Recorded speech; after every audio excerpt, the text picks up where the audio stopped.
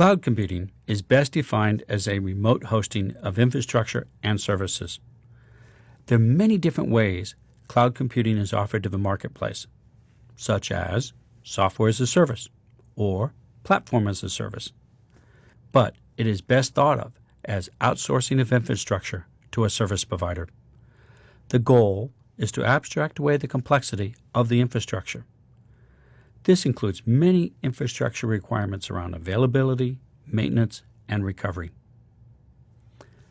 Cloud computing is a cost model aimed at reducing idle capacity for your IT infrastructure. If you ever take the time to calculate the idle capacity of compute nodes and of storage, you will be surprised how much capital we have tied up even in a busy data center. While addressing the issue of idle capacity, cloud computing also provides a flexible and on-demand economy of scale. The ideal usage of cloud computing is to deploy into the cloud and then to quickly scale up or down infrastructure based upon demand while paying for only the actual usage. We call this the utility computing model. There are a large number of suppliers in cloud computing. Some of the most important include Amazon Web Services, referred to as AWS, who are one of the largest and most well-known of the cloud service providers.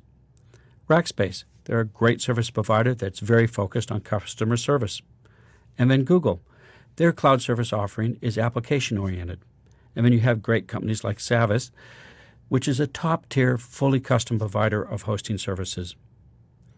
I have, over the years, worked with all of them and a host of smaller organizations. I have nothing but positive comments about my experiences with these highly professional companies. I have found them extremely knowledgeable in their product offerings, and I have found them to be extremely helpful in finding solutions to our problems. My one comment is to ensure you understand the routes to support and that you exercise these routes before you need them. Typically, if things break at this level of your architecture, it's a serious loss of availability, and your service levels are going to be impacted. You do not want to be fumbling around trying to connect to the right resource. So write out instructions on the lines of support and practice them. I want to circle back and expand some commentary about cost factors regarding cloud computing. There's some very significant benefits. Cloud computing is integral to our new technology models, and much of its success is driven by the cost factors. Let's consider, for example, it's a pay-as-you-go and pay-for-what-you-use model, which we refer to as utility computing. One of the most attractive features of cloud computing is the on-demand capacity management. You can scale up and down with just a few clicks. There's no delay waiting for equipment to become available. You can start an application on a small footprint and then increase capacity as required when you need it. Cloud computing really gives smaller organizations a leg up. One of the advantages is cloud computing greatly reduces cost of entry and cost of launch. It allows a small development team to compete against the big boys. Cloud computing avoids capital expenditures. Prior to cloud computing becoming successful and accepted, every organization had to manage lots of equipment, which required capital expenditure and all of the financial responsibilities which go with purchasing and managing assets. One last comment. Not only do the cloud computing services abstract away much of the infrastructure and associated administration, they do provide real expertise and assistance in troubleshooting your installations.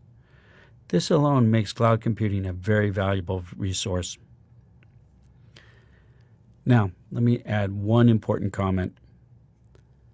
There may be a crossover point where the cost of installing, administrating, and operating may appear to be less expensive for an on-site solution. You want to model the total cost of ownership into a spreadsheet and track against this model on a regular basis. There will be other parts of your organization, IT finance, that will do this as well. Here is one of my key lessons learned in my career that I want to pass along to you. You want to have your own financial data and be able to articulate your comments on the TCO. The 30 minutes or so you spend every month on this project will always pay off when reorganizations of projects, personnel, or other cost-cutting decisions are being made in your organization.